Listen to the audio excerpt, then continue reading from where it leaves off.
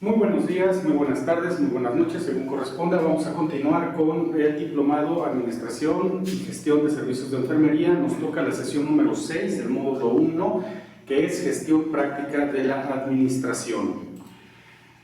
El factor administrativo entre gestión y administración es que la primera, la gestión, se inicia a través del liderazgo y se compone de nuevas estructuras o procedimientos para lograr metas o objetivos inmediatos y a largo plazo a través de la elaboración y aplicación de estrategias, mientras que en la administración se utilizan las estructuras o los procedimientos existentes para llegar a las metas. De tal manera que podemos decir que la gestión es la práctica de la administración. Por eso es bien importante diferenciar estas dos. La administración podríamos decir que es teórica, mientras la gestión es práctica. La gestión científica, que se centra en la eficiencia de la producción, se atribuye principalmente a las ideas y obras de Taylor y que a la postre se convirtieron en la base del movimiento de gestión científica o práctica de la administración teórica. Taylor criticó los métodos de gestión tradicional que estaban compuestos de los siguientes 5 elementos. Primero, las decisiones administrativas se toman sobre la base de la intuición, los sentimientos y las opiniones, en lugar de valerse de la investigación científica, los estudios sociales, organizacionales y económicos. Podríamos decir que hasta ese momento la gestión era más bien intuitiva y no propiamente un estudio científico. Después, los trabajos se realizaban por regla general sin tomar en cuenta los tiempos de producción, métodos o necesidades específicas. Simplemente había un trabajo que hacer, se tenía que hacer y no se tomaba en cuenta el costo-beneficio, que hoy es quizá la parte más importante de todos los trabajos y por lo que es necesaria la administración científica en las unidades de atención. Después, se asumía que las prácticas prevalentes eran correctas y no se hacían esfuerzos para introducir nuevas técnicas de gestión u operaciones con la finalidad de reducir los costos, aumentar la eficiencia o mejorar la calidad. Simplemente los trabajos se realizaban y no se tomaban en cuenta estas partes, sobre todo la calidad, que es imperativa en los sistemas de atención. 4. La capacitación de los trabajadores de todas las áreas se realizaba generalmente bajo un sistema de aprendizaje y sin técnicas formales para el desarrollo de habilidades y competencias profesionales. De ahí que la mayoría anterior a nuestra investigación científica, la mayoría de las personas tenían trabajos técnicos y no se preocupaban por los trabajos especializados y mucho menos los de alta especialidad en ninguna de las áreas. Y finalmente, la gerencia se consideraba propia de un grupo de supervisores generales que eran personas que tenían más experiencia, más años trabajando, en lugar de tener un grupo especializado, profesional y estudiosos de la gestión administrativa. Se daban los cargos de gerencia y de gestión de todas las áreas a las personas que tenían más antigüedad y no más conocimiento en esas áreas. Todo esto evidentemente ha cambiado.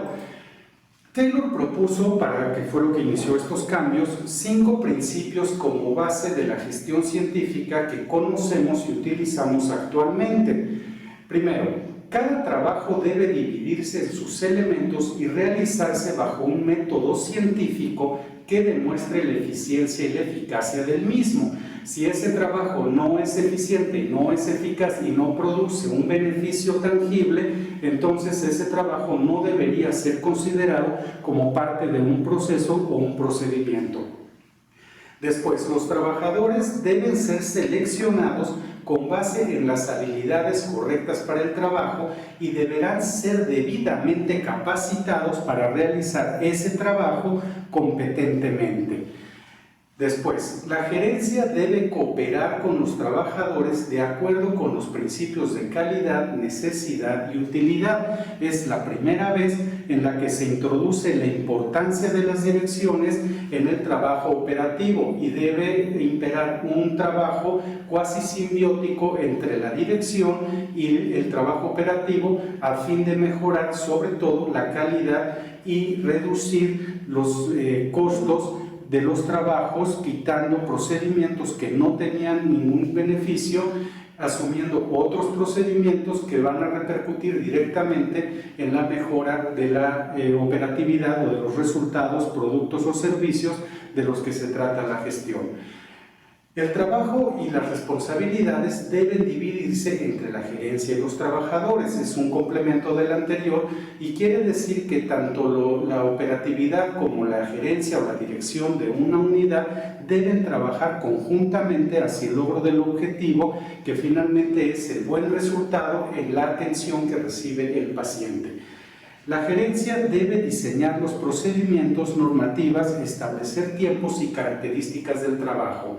No se puede, y mucho menos en un sistema como en el que trabajamos en las unidades de salud, que el personal operativo determine las normas, porque estas normas estarán directamente relacionadas a los productos de la atención y no a las necesidades institucionales o los productos de la investigación sobre la salud de la población y a la que todos tenemos que apegarnos, porque se entiende que la norma viene en mayor beneficio social y no tanto para reducir o quitar cargas del trabajo operativo, que sería lo que pasaría si pusiéramos al personal operativo a dictar las normas o los procedimientos de cada uno de nuestras intervenciones. Con esa parte, entonces, ya que tenemos este panorama, este marco, vamos a la teoría burocrática, que es, ya lo habíamos visto en algún otro módulo, la parte fundamental del sistema de atención a la salud, no solo en México, en todo el mundo, y no solo en las instituciones privadas, también en las instituciones públicas, sino también en las privadas, impera un sistema administrativo burocrático. Y esto es porque se basa, recuerden, en el uso estricto y en la aplicación estricta de normas, procesos y procedimientos. Entonces no podemos desligar nunca el proceso administrativo burocrático de la atención a la salud. Este proceso o este sistema burocrático se basa en los escritos de Max Weber.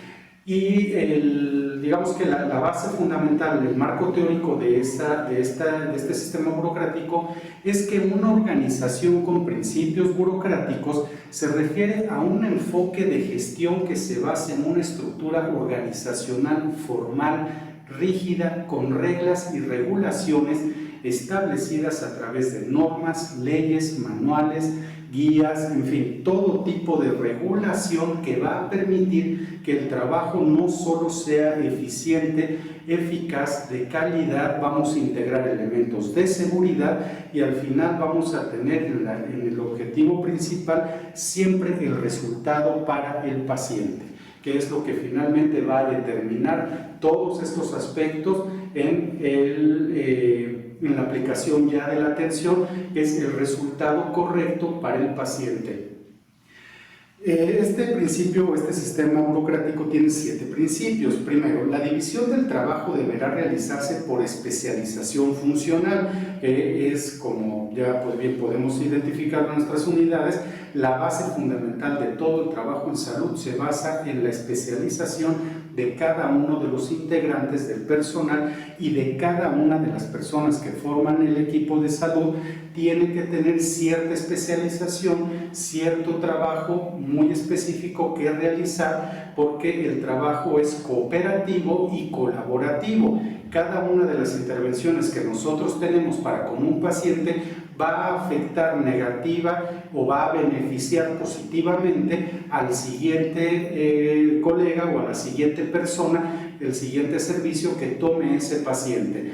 Entonces es un trabajo cooperativo y colaborativo. Es quizá en salud la única instancia en donde tenemos estas dos características, porque regularmente encontramos trabajos cooperativos o colaborativos.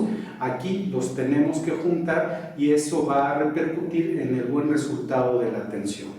Lo segundo que decía Weber es que deberá imperar una jerarquía de autoridad bien definida. Otra de las características de nuestras unidades de atención es que siempre tenemos a una persona que es nuestro jefe inmediato, y ese a su vez tiene otro jefe inmediato y a su vez otro jefe inmediato.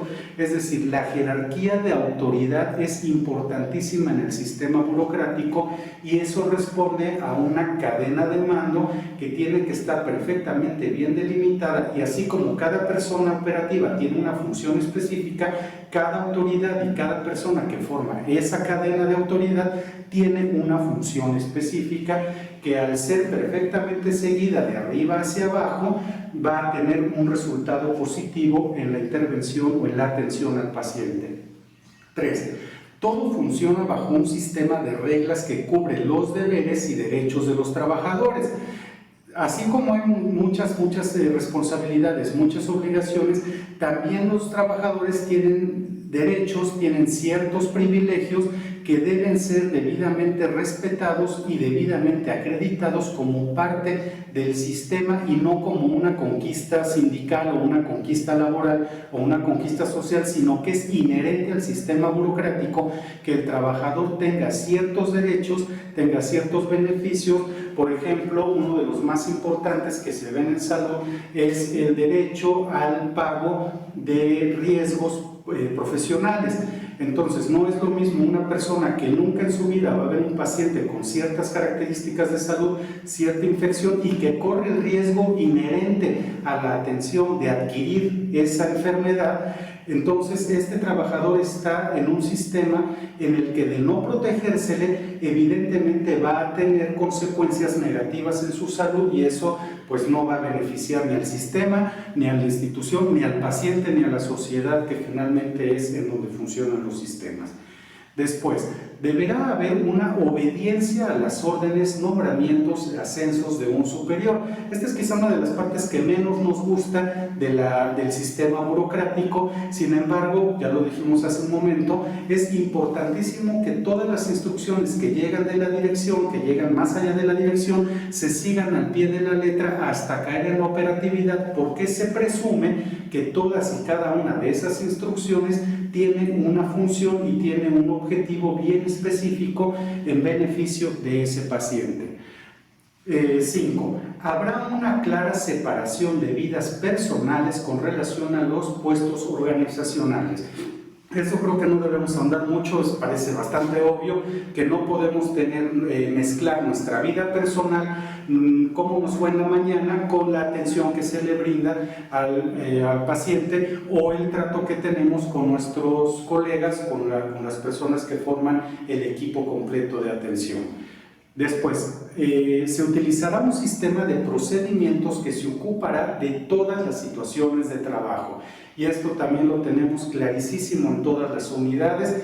Literalmente, ir al baño demanda un procedimiento. Lavarse las manos es otro procedimiento. Recibir al paciente, todo eso que hacemos, saludar, identificarlo, tomarle los signos vitales, pasarlo al siguiente consultorio o a la siguiente persona.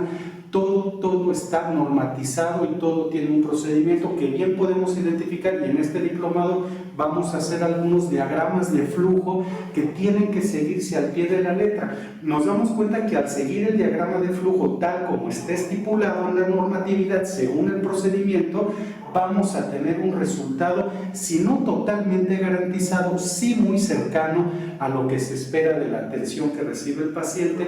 Vamos a evitar cantidad de riesgos y, por supuesto, vamos a mejorar muchísimo la calidad, además de hacer nuestro trabajo mucho más efectivo y mucho más eficiente en tiempo y en costo-beneficio. Después, se utilizará una forma en la que se han de evaluar todos y cada uno de esos procedimientos, que es la implementación de un sistema de control.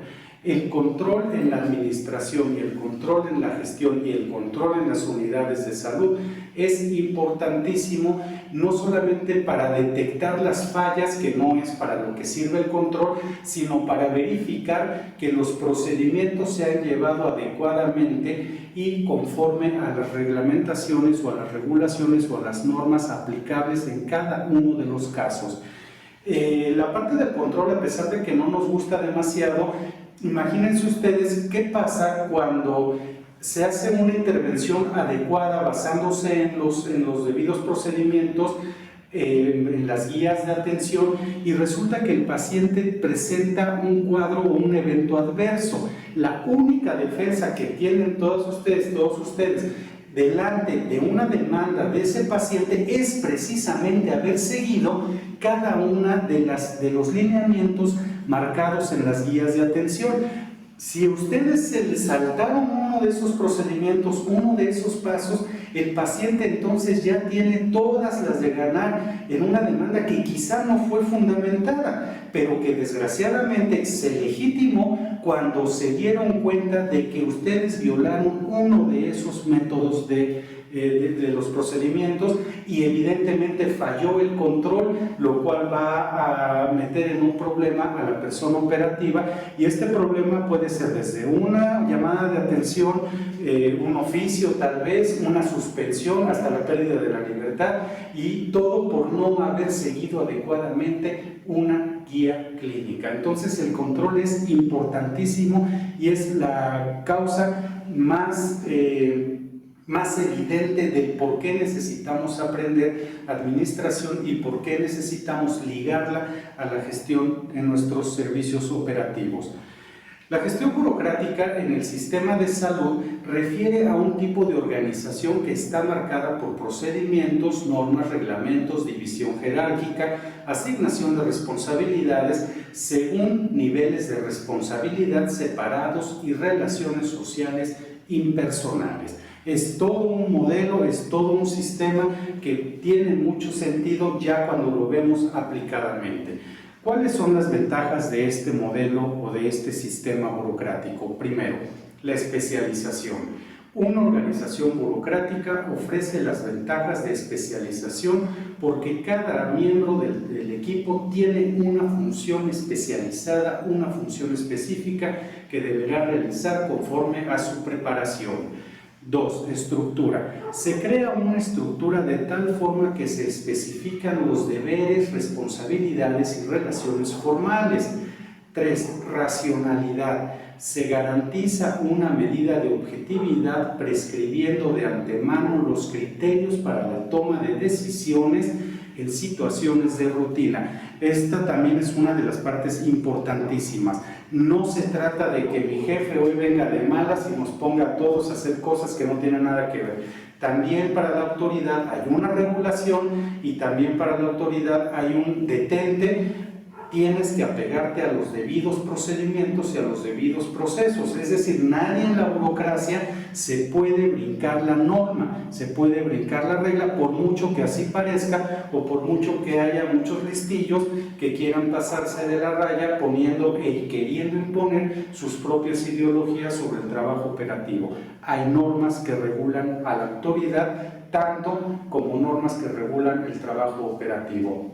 4. Previsibilidad. Las normas, los reglamentos, la especialización, la estructura y la formación, todo está diseñado para hacer previsible el trabajo, para que nosotros al recibir un paciente y al egresar a un paciente, todo esté perfectamente previsto en lo que va a pasar. Obvio es, y ustedes son los mejores testigos, obvio es que no podemos prever todas las situaciones, y de ahí que tenemos departamentos completos para la gestión de riesgos, para la gestión de la calidad, para muchas situaciones o muchas contingencias que pueden suscitarse durante la atención a un paciente. Sin embargo, vamos a tratar de minimizar lo más posible todas esas cosas que no se prevén para lograr una atención cuasi perfecta, lineal, lo más lineal que se pueda, lo más fluida que se pueda en el paciente, que afortunadamente, y aunque no lo parezca, es la mayoría de los casos. Tomen en cuenta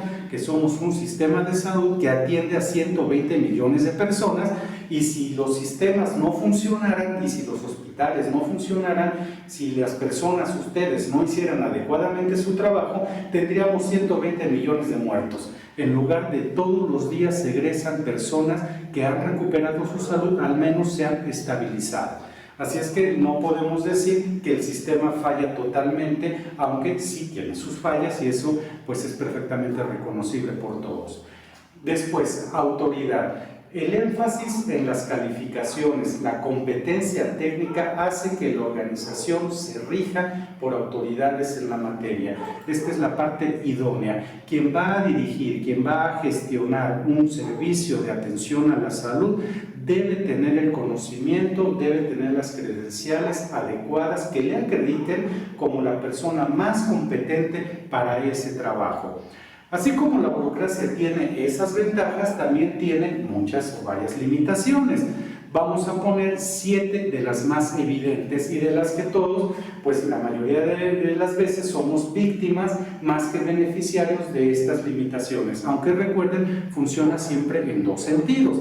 La norma que ya me afectó es la misma norma que en otro momento me va a beneficiar o me va a ayudar. Así es que no debemos solo decir que es mala la burocracia o que es totalmente buena. Siempre funciona en dos sentidos. La primera limitación de la burocracia es la rigidez. Las reglas y regulaciones a menudo son rígidas e inflexibles, y parece ser que ese es nuestro primer y más importante problema para cuando queremos innovar, para cuando queremos hacer algo distinto, ayudar a un paciente sobre alguna situación específica no prevista. La rigidez nos va a prohibir y nos va a coartar todo tipo de atención más allá de lo que viene específicamente marcado en la norma. Después, el desplazamiento e incumplimiento de objetivos. Las reglas enmarcadas para lograr objetivos de la organización en cada nivel se convierten en un fin en sí mismo, propiciando la desorganización. Después, la suplantación. Una organización burocrática enfatiza la forma mecánica de hacer las cosas, y ese es quizá otro de nuestros grandes problemas. Nada de que vienes a innovar, nada de que vienes a querer modificar las cosas. Aquí se hace así, y no es porque aquí se haga así, es porque así lo dice la norma. Entonces eso sí ocasiona muchos problemas al momento de la intervención real, porque hay que apegarse a los procedimientos, y a veces eso mismo trabaja muy en contra de lo que pudiéramos hacer en beneficio de las personas. La 4 es la compartimentación de actividades. Los trabajos se dividen en categorías que restringen a las personas a realizar tareas de las que son perfectamente capaces, pero que el cargo que ocupan les impide realizar. Y eso también es sumamente frustrante para la mayoría de las personas, sobre todo aquellas que se preparan más, que tienen la intención de hacer más en beneficio de sus pacientes o en beneficio de la institución, pero que el cargo que ocupan, pues desgraciadamente limita todas sus intenciones. Y ese es uno de los problemas más importantes a nivel operativo del sistema burocrático. Después, el papeleo. Vaya, ese todos lo conocemos. El papeleo es para todo. Toda orden que se gira, toda instrucción, todo lo que se tiene que hacer, tiene que estar por escrito. Si no está por escrito, literalmente no vale. A usted le dice su jefe, váyase de vacaciones, no se preocupe. No, sí me preocupo. Deme mi documento en donde diga que salí de vacaciones de tal a tal día, o que pedí un pase de salida, porque a lo mejor el jefe sabe, pero si al jefe se le olvida decirle a otra persona, ya tiene usted un problema, ya andan acusando de abandono de trabajo. ¿Por qué? Pues porque no pidió su papel. Quédate encargada de la jefatura, perdón, deme mi papel. Deme mi papel en donde dice que yo voy a estar encargada de la supervisión o de la jefatura del piso o del personal o del procedimiento. No hay papel, no hay orden, no hay papel, no hay instrucción, y obviamente no hay papel. Nada de lo que usted haga es legal. y eso puede ocasionarle un problema no solo administrativo, también del tipo civil y hasta penal, porque no contó con un documento que respalde sus decisiones o sus acciones. Después tenemos el empoderamiento y la corrupción. De esa todos sabemos. Las personas en la burocracia tienden a usar sus posiciones y recursos, los recursos de la institución para sus fines personales. Desde robarse una gasita que no tenía hogar y yo le di ese hogar, hasta hacerse millonario a base de pedir donativos, de llegar a hacer contratos. Hay cantidad de formas de corromper una institución burocrática, y ahí sí depende de cada uno de nosotros la honestidad y decir, pues no, si necesito una gasa voy a la farmacia y la compro, de la institución no tomo nada. Pero ese es un trabajo social. Y por último, la pérdida de tiempo, de la que también ahí no tanto el personal operativo, ahí es más el paciente el que acaba pagando los platos rotos de este sistema burocrático, y son retrasos y papeles y vete para allá y vete para allá. Hay pacientes que literalmente tardan 1, 2, 3 años, y hay otros incluso que de verdad se mueren antes de haber recibido la atención, porque el trámite burocrático era demasiado extenso y había muchísimas cosas que no se podían hacer. Bien, pero eso es nuestro sistema y así funciona, y es la parte más importante que debemos conocer. Es una estructura organizacional y es un sistema. Podemos concluir esta sesión diciendo que la gestión de un centro de atención a la salud es un entorno dinámico de grupos especializados, no solo en medicina y enfermería. Es un conjunto de muchas disciplinas y todas deben enfocarse a la atención del paciente. Desde una persona que se dedica a la limpieza de nuestros pasillos hasta los directores de cada una de las áreas, los secretarios, todos tenemos el trabajo fundamental de brindar atención a la salud a la población. Pues espero que este video sea de utilidad. Les agradezco mucho la atención.